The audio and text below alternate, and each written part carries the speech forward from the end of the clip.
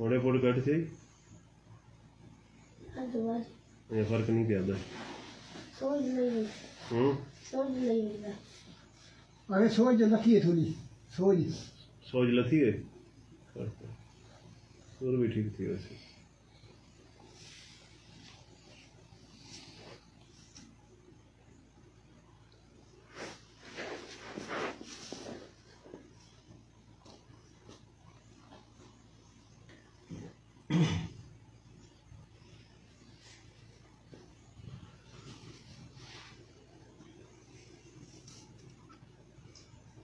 थोड़े देखी हैं थोड़े दसवीं को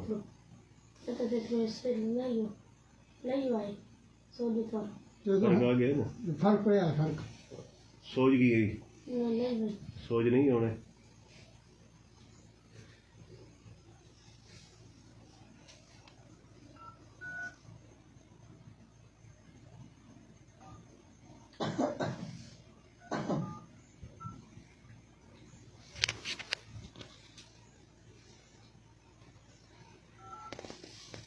थोड़े ठीक है थोड़े नहीं है सो